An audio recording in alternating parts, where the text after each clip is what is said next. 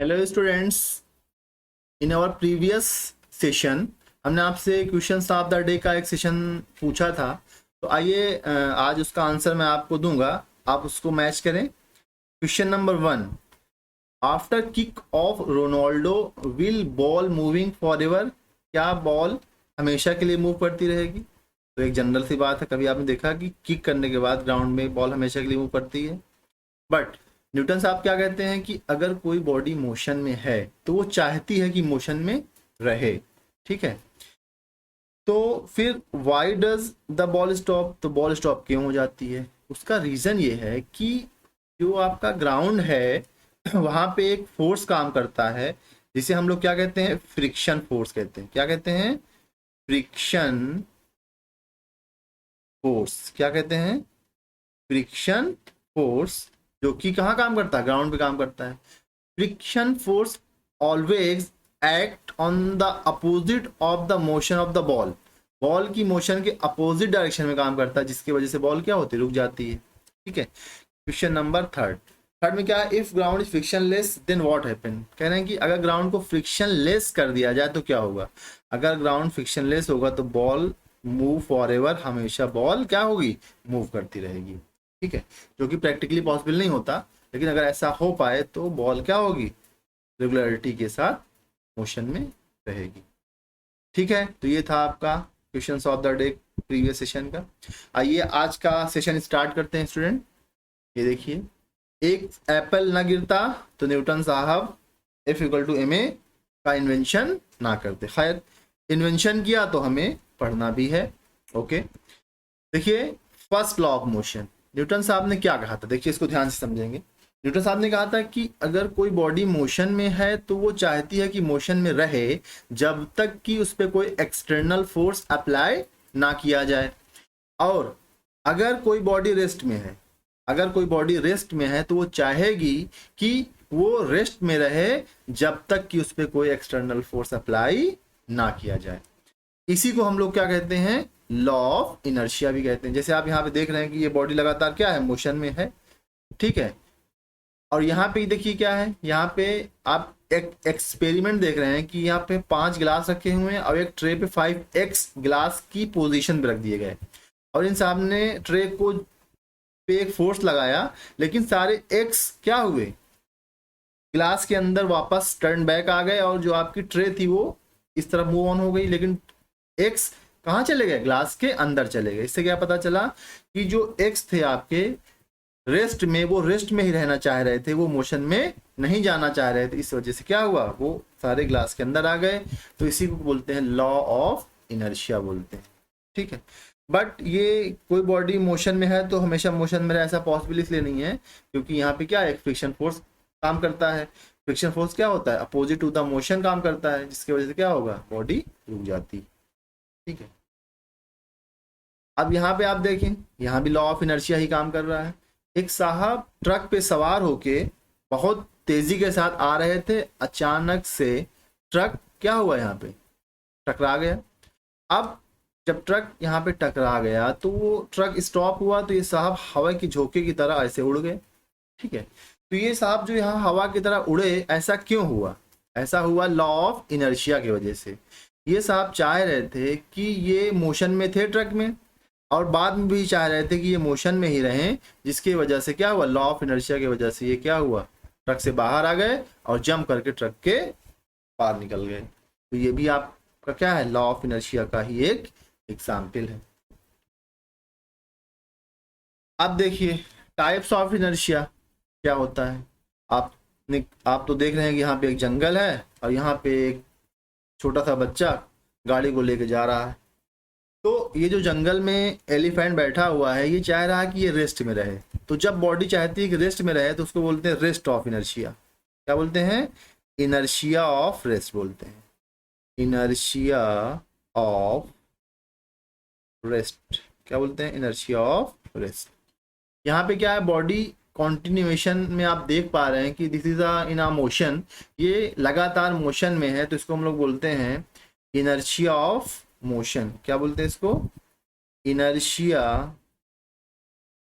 Inertia of motion.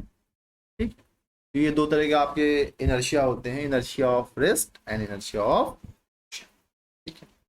अब देखिए effect of inertia क्या है, अभी आप इसको देखिए फील करेंगे। ये साहब जो हैं दुबले पतले से टशन में निकल रहे हैं हेलमेट लगा के, ठीक है। और यहाँ पे ये खड़े हैं एलिफेंट साहब, देखते हैं क्या होता है अभी। चले चले चले चले और ये टकराए, धड़ाम, गिर गए।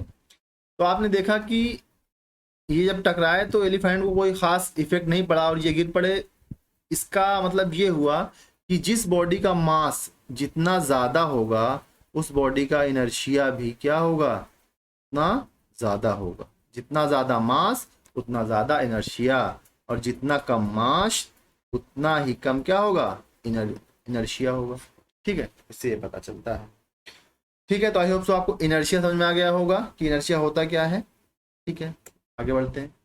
अब आपके सामने है सेकेंड लॉ ऑफ मोशन, ठीक है। सेकेंड लॉ ऑफ मोशन को समझने के लिए देखिए आप, ये स्मॉल फोर्स, अभी देखिए आप इसको, ये स्मॉल फोर्स लगाया तो एक स्मॉल वेलोसिटी से ये बॉल यहाँ तक गई। अब देखिए यहाँ पे ये फोर्स जो है इन्होंने ज़्यादा फोर्स लगाया, तो इस तेज वेलोसिटी के साथ ये इस तरह से मूव ऑन हो गई ऊपर की तरफ, ठीक है।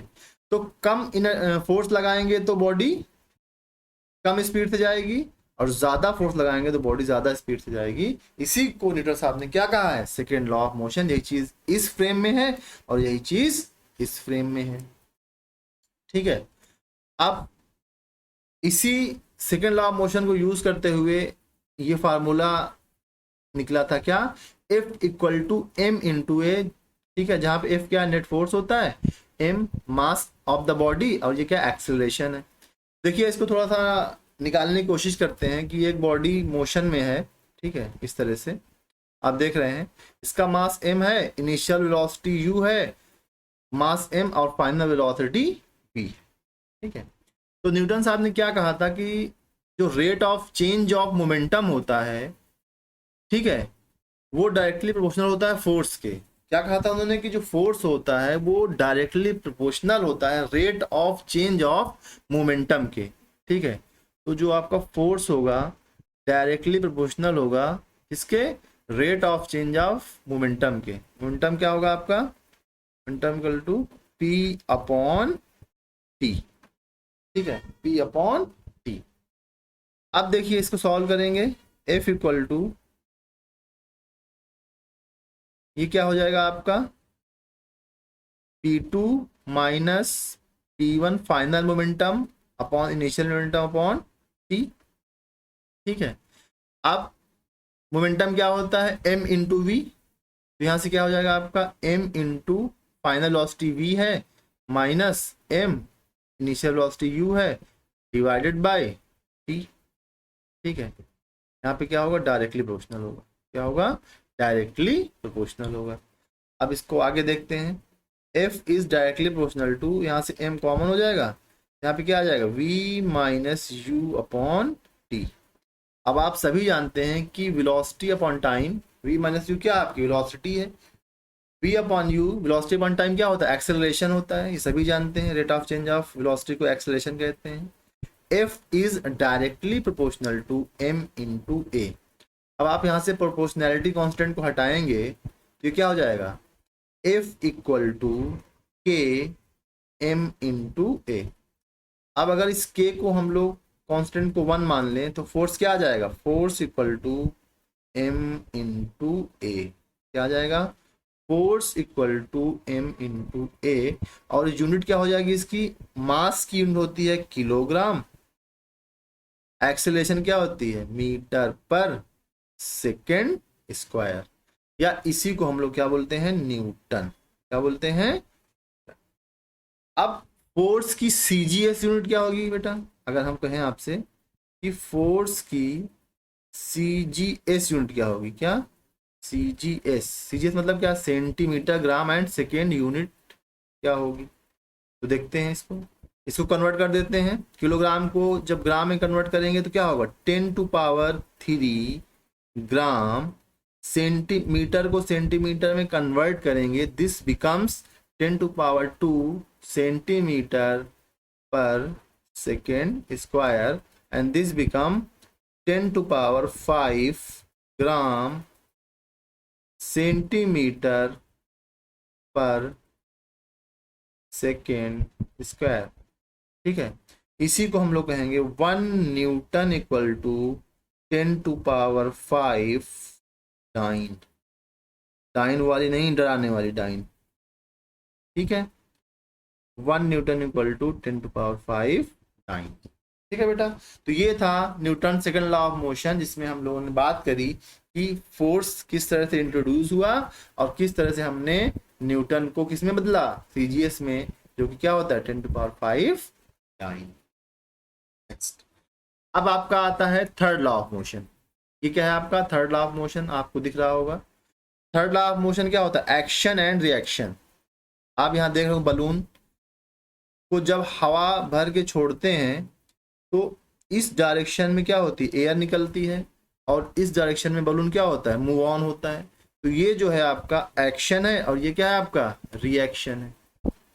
ठीक है, तो न्यूटन साहब ने क्या कहा, every action have equal and opposite reaction. ठीक है, दूसरा एग्जाम्पल क्या है इसका, जैसे आपका रॉकेट है, स्पेसक्राफ्ट जब आपका लॉन्च होता है तो आप देख रहे हैं कि यहाँ पे बहुत सारा फ्यूल निकलता है। ये फ्यूल क्या करता है, एक एक्शन का काम करता है पीछे की तरफ, तो उस कंडीशन में in the form of reaction ये ऊपर की तरफ क्या हो जाता है, मूव ऑन हो जाता है आपका स्पेसक्राफ्ट। इसके वजह से Newton third law of motion की वजह से। ठीक है, ये हो गया आपका। ये भी देखिए, आपको देख रहे हैं ये साहब जो है नाव से दौड़ते हुए जा रहे हैं, जंप किया। अब देखिए इन्होंने इस तरफ जंप किया, ना बोट जो है इस तरफ जा रही है। ठीक है, तो इसको भी क्या बोलेंगे, एक्शन एंड रिएक्शन। ये देखिए एक्शन और ये क्या है, रिएक्शन। ठीक है बेटा, तो इसी को बोलते हैं Newton third law of motion. अब स्टूडेंट्स, आज का क्वेश्चन ऑफ द डे है आपका। ठीक है, ये आपके 3 क्वेश्चन हैं, question number 1, question number 2, question number 3। Question number first में आपको बताना है, according to third law of motion action and reaction में 4 ऑप्शन में आपको एक ऑप्शन बताना है। सेकंड है आपका, the inertia of an object tends to cause the object, इसमें से एक ऑप्शन बताना है। लास्ट है आपका, a passenger is moving, train tosses a coin which falls behind him, it means that motion of the train is। ठीक है, तो मैं आपके आंसर का इंतजार करूंगा कि आप लोग इन क्वेश्चंस का आंसर करें, और जो मेरा थर्ड सेशन होगा मैं उस थर्ड सेशन में आपको इन आंसर क्वेश्चंस का आंसर दूंगा। ठीक है स्टूडेंट, अब वही अपना थॉट्स ऑफ द डे, जो कि अपने लेक्चर का पार्ट नहीं है बट अपने लेक्चर से ज़्यादा इंपॉर्टेंट होता है। जैसा कि हमारे कलाम साहब ने कहा था, क्या कहा था, end is not the end if fact and means effort never dies. ठीक है, एंड का मतलब हम लोग क्या समझते हैं, चीज़ें ख़त्म हो गई, लेकिन कलाम साहब ने क्या कहा था, एंड का मतलब होता है कि एफर्ट नेवर डाइज, कभी भी एफर्ट खत्म नहीं होता है। क्या लगता है आपको, जो एपीजे साहब ने चीजें दे दी हमें, या जो टेक्नोलॉजी दे दी, वो जब तक ये दुनिया कायम है तब तक इस दुनिया में रहेगी और कलाम साहब का नाम रोशन करती रहेगी, इसीलिए उन्होंने ये चीज कही है। तो हमें सबसे कुछ ना कुछ सीखना चाहिए apart from your study, it's a most important student. तो स्टूडेंट, आज का सेशन अगर आपको अच्छा लगे तो इसको जो है मेहनत से पढ़ें और लोगों तक शेयर करें कि उनका भी फायदा हो। Students, thanks a lot.